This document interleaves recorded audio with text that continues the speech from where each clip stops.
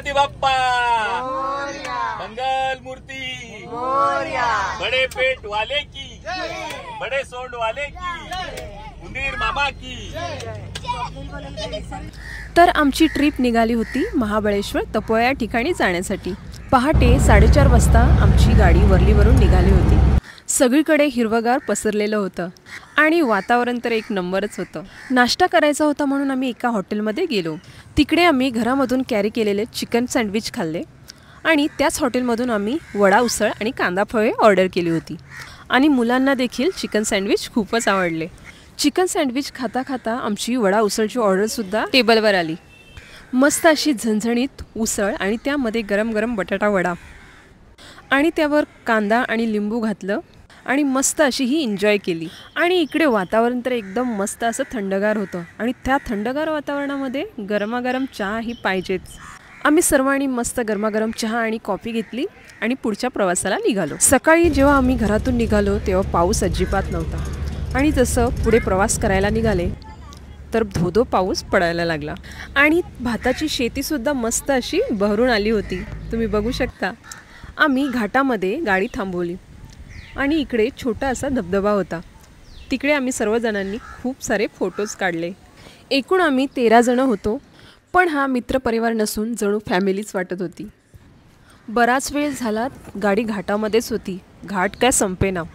तुम्ही हे दृश्य बघू शकता, काय मस्त ढग असे डोंगरावर आलेले आहेत आणि सगळीकडे धुकं होतं आणि या थंडीमध्ये आम्ही सर्वजण कुडकुडलो होतो। तपोळा हा महाबळेश्वरच्या खाली आहे, त्यामुळे जाताना आम्हाला एक जंगल लागलं आणि त्या जंगलामध्ये एवढं धुकं होतं ना की समोरची गाडीसुद्धा दिसत नव्हती आणि हे जंगल एकदम भयानक होतं, जसं हॉरर मूवीमध्ये दाखवतात ना त्याप्रमाणे। आणि फायनली आम्ही तपोळामध्ये पोचलो। हे हॉटेल तर सुंदर होतंच, पण तुम्ही इथलं दृश्य बघा, छान अशी हिरवळ आणि समोरच नदी। आम्ही तापोळ्यामध्ये पोचलेलो आहोत। इकडे बघू शकता मस्त असं व्ह्यू आहे आणि वातावरण तर एक नंबरच। आम्ही तिघांनी सेम टी शर्ट घातली होती, त्यामुळे एक आठवण म्हणून एक फोटो काढून घेतला। नंतर आम्ही दुपारच्या जेवणासाठी हॉटेलमध्ये गेलो तर त्यांनी मालवणी चिकन बनवलं होतं आणि त्यासोबत रस्सासुद्धा बनवला होता आणि तांदळाच्या भाकऱ्या बनवल्या होत्या। एकदाच लिंबू पिळून घेतलं आणि गरमागरम भाकरी त्यासोबत हे चिकन ताव मारायला सुरुवात केली आणि जेवणाची चव एक नंबर होती। असं वाटलंच नाही की आपण हॉटेलचं जेवण जेवतोय, असं वाटत होतं की घरगुती जेवण जेवतोय। मुलांनीसुद्धा आवडीने चिकन खाल्लं, त्यांना देखील हे खूपच आवडलं। आमचं जेवण झालं तर आम्ही नदी ठिकाणी फिरायला गेलो आणि या ठिकाणी आम्ही मोरसुद्धा बघितले, ते तुम्हाला पुढच्या व्हिडिओमध्ये नक्की दिसतील। इकडे एकदा ओरडल्याने डबल डबल आवाज येत होतं, म्हणजेच एको होत होतं, म्हणून सर्व मुलं तशीच ओरडत होती।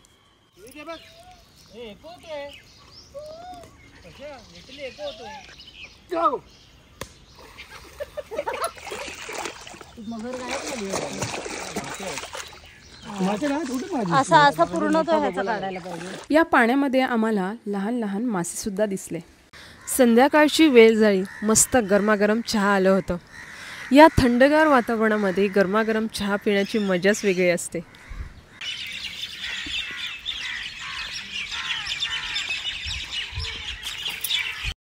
आणि रात्रीच्या जेवणासाठी त्यांनी चिकन करी, अळणी रस्सा, 2 अंडी उकडलेली आणि चपाती असं होतं आणि या चिकनच्या रश्श्याची पण चव अप्रतिम होती आणि मुलांच्या आवडीनुसार त्यांनी हे चिकन बनवलं होतं। मस्त त्याच्यावर लिंबू पिळलं आणि हे जेवण एकदम एन्जॉय केलं।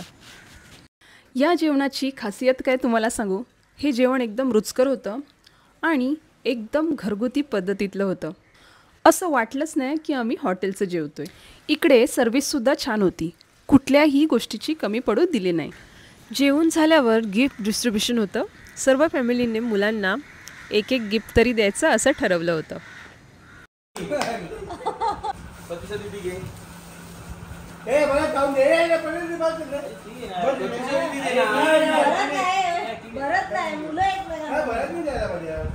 मुलंच देती।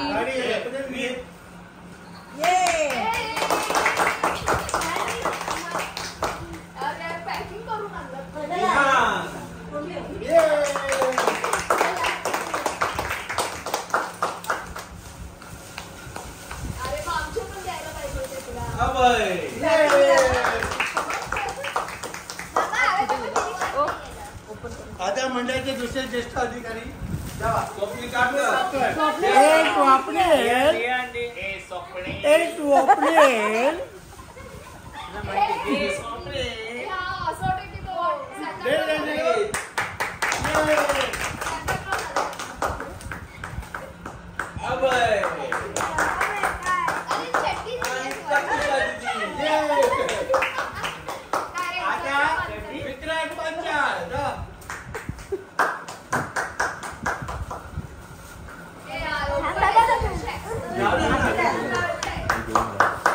इथून स्टार्ट कर विहान पासून.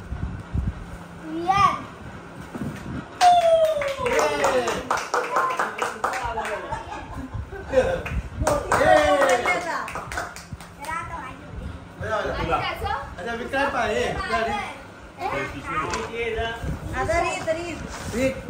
नाव सांगतो नाव प्रतीक्षा दीदी ओपन कर सगळं सांगून झालं. आम्ही टी शर्ट अभय दादा आम्ही ते आणलं. थ्रो नाही करायचं. हे कोण आहे? पियान दादा ओपन कर. हातात दे. अरे चौघांनी ओपन करा. चौघांनी ओपन करा. विहान मागे हो. जाताना करा. खाली बस. सॉरी जाताना